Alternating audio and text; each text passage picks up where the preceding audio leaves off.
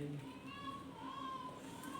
Hello student, आज हम start करते हैं अपना एक्सरसाइज 3.1 का क्वेश्चन नंबर पहला। तो क्वेश्चन को अच्छी तरह से लर्न कर लेते हैं। स्टोरी सम है, वर्ड प्रॉब्लम बहुत ही ईजी होता है। बस क्या होता है, हमें इसे थोड़ा सा समझना पड़ता है कि अच्छे से क्वेश्चन को रुक रुक के आराम आराम से स्टेप बाय स्टेप पढ़ते हैं कि जिससे कि हमारे क्वेश्चन को पूरा माइंड में बस जाए। जल्दी जल्दी नहीं, बहुत ही आराम के साथ क्वेश्चन को पढ़ेंगे। क्वेश्चन नंबर पहला exercise 3.1 story some word problem. ठीक है, तो क्या कह रहा है, आफ्ताब अपनी पुत्री से कहता है। ठीक है, आफ्ताब अपनी पुत्री से क्या कहता है देख लेते हैं।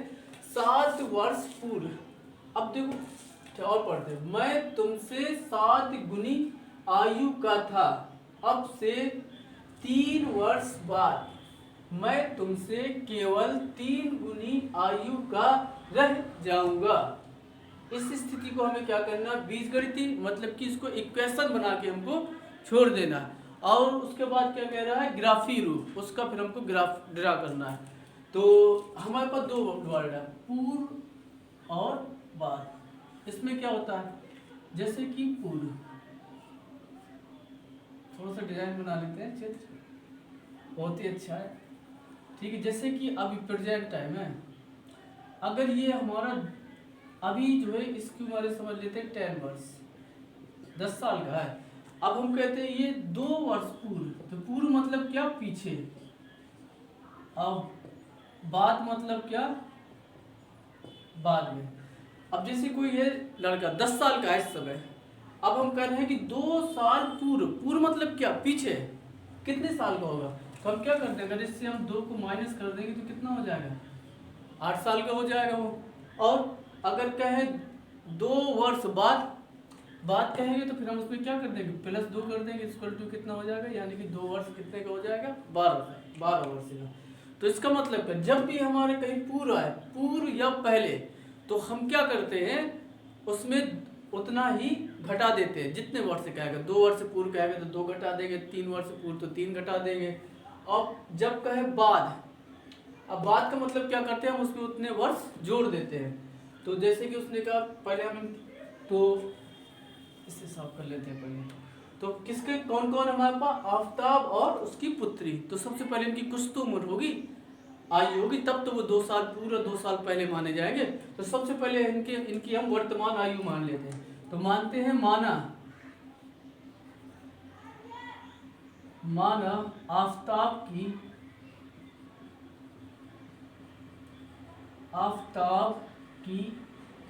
वर्तमान आयु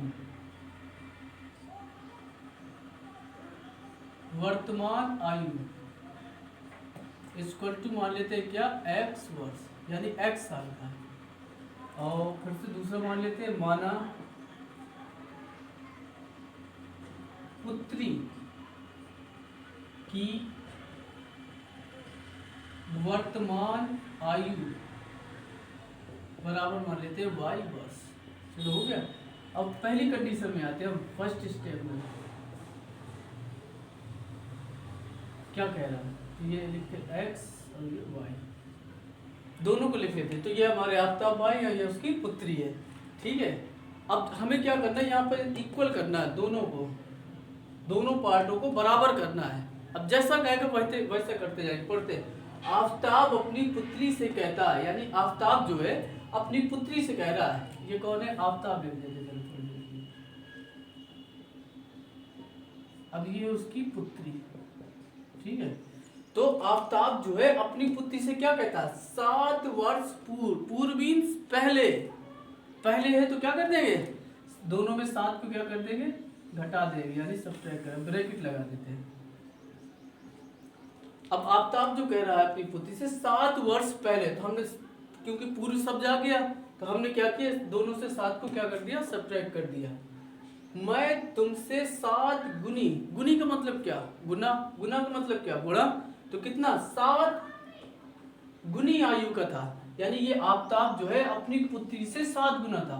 अगर हम पुत्री का 7 गुना कर दें तो दोनों कैसे हो जाएंगे, इक्वल, बस अंदर मल्टीप्लाई कर देते हैं, इक्वल टू 7y माइनस 7 7 जो कितना हो गया 49, यानी सब 49, सबको साइड ले चले। तो x minus 7 plus 49 equal to 0। पहले हम x रखते हैं, फिर -7y प्लस 49 से जब 7 को घटाएंगे कितना बचेगा हमारा 42 इक्वल टू 0। एक हमारी इक्वेशन होगी। अब सेकेंड स्टेप, आधा क्वेश्चन अब बाद में पढ़ते हैं। फिर से ये आफ्ताब ये उसकी हो गई, ये वाई, ये हो गई उसकी पुत्री। ठीक है, जो कहाँ पर क्वेश्चन छोड़ा था हमने, यहाँ पर। अब उसके आगे से क्या कह रहा, अब से मतलब प्रेजेंट है, अब से 3 वर्ष बाद, कितने 3 वर्ष बाद, तो क्या कर देंगे, बाद आया है तो 3 दोनों में क्या कर देंगे, ऐड कर देंगे, +3 ब्रैकेट लगा देते हैं। कह रहा है, आफ्ताब कह रहा है अब से 3 वर्ष बाद जो है मैं तुमसे केवल 3 गुनी आयु का रह जाऊंगा। यानी कह रहा है कि अब मैं तुमसे जो है 3 गुनी आयु का, अगर हम पुत्री का 3 गुना कर दें तो दोनों कैसे हो जाएंगे, इक्वल, बस अंदर मल्टीप्लाई कर देते हैं। x + 3 इक्वल टू 3y + 9, सब कुछ तरफ ले चले, x + 3 - 3y - 9 इक्वल टू 0। तो कितना हो गया, x - 3y - 9 से 3 को घटाए तो 6 इक्वल टू 0। ये हो गया 3। तो हमारा एक आंसर पूरा हो गया। क्या हो गया हमारा, बीजगणितीय रूप दोनों हमारी इक्वेशन आ गई। अब हमें क्या खींचना, उसका ग्राफ। तो एक बात और याद कर रखेंगे, जो चीज़ छोटा होता है उसी पे ज़्यादातर हमें प्रोसेस चलनी होती है। 2 गुना, 3 गुना, 5 गुना, 6 गुना, ज़्यादातर छोटी संख्या के साथ करते हैं। ये हो गया। अब उसके बाद ग्राफी रूप में आते हैं। क्या बताना, ग्राफी रूप में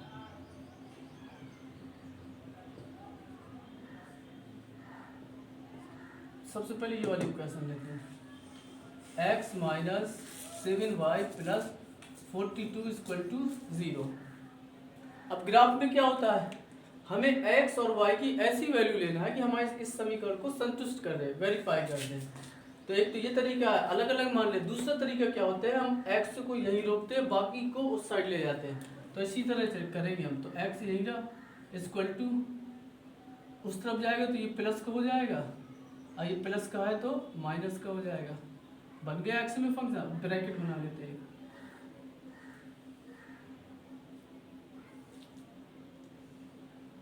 x y कुछ डिवाइड कर लेते, जरूरी नहीं ज़्यादा माने।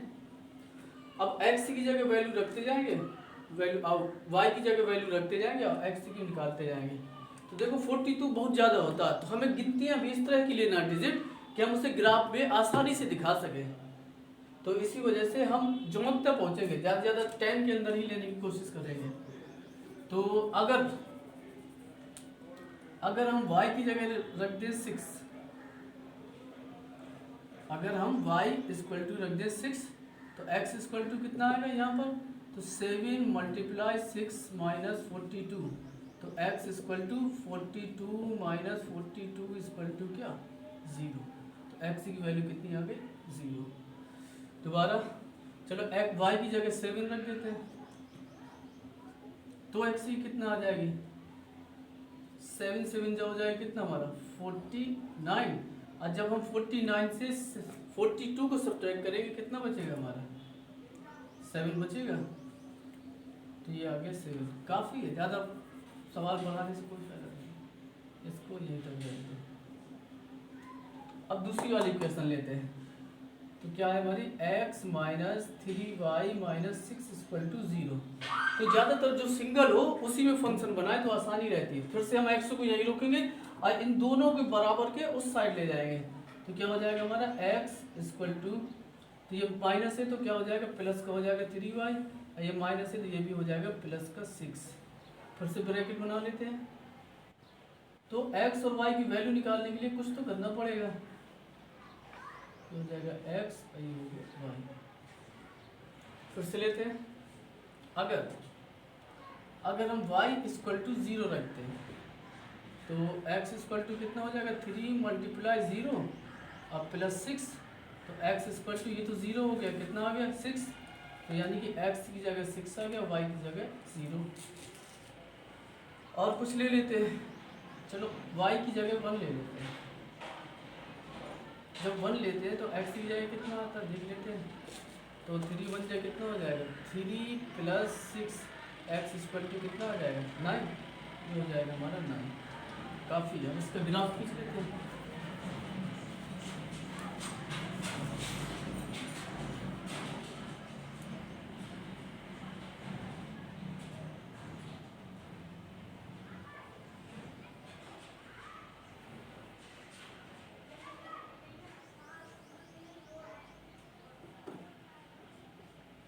x plus x minus y plus y minus, ये होता है हमारा मूल बिंदु। कितने तक डिजिट है 9 तक है सबसे ज़्यादा, प्लस है तो 9 ही तक लिख लेते हैं। 1 2 3 4 5 6 7 8 9, यहाँ भी लिख लेते हैं जितने तक आ जाए। 1 2 3 4 5 6 7 8 9, इस तक। चलो इस तरफ गोली कर देते हैं, इतना ही रखते हैं। कौन माइनस की कोई डिजिट है हमारे पास, इतना ही रखते हैं। चलो इन्हें निर्देशांक फॉर्म में लिख लेते हैं। क्या लिख सकते हैं, इसको लिख सकते हैं 0,6 और इसको लिख सकते हैं हम 7,7। इसे लिख सकते हैं 6,0 और इसको 9,1। चलो सबसे पहले से मूल बिंदु से चलेंगे तो यहाँ से रुके। x पहली वैल्यू x की होती है, दूसरी y का होता है। तो x में 0 का मतलब हमें कुछ नहीं चलना, और y में कितना 6, तो यहीं से ऊपर चल दिए ये 6। ये हमारा निर्देशांक क्या हो जाएगा 0,6। अब इसमें x में कितना चलना 7, ये x की वैल्यू और ये y। x में 7 यहाँ आ गए, y में कितना चलना हमें 7, तो ऊपर चले इसमें।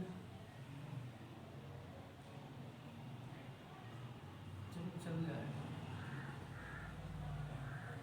तो ये y में चले 7, तो यहाँ पर हमें पॉइंट मिला, इसको लगे तो कितना हो जाएगा हमारा 7,7। मिला देते हैं।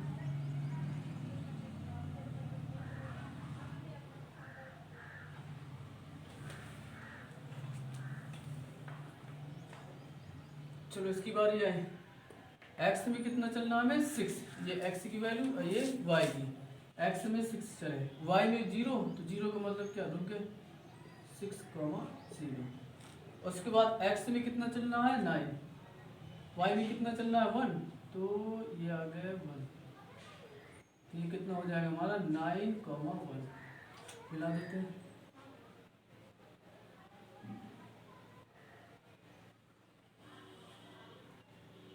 थोड़ा यहाँ रख लेते हैं, ठीक है।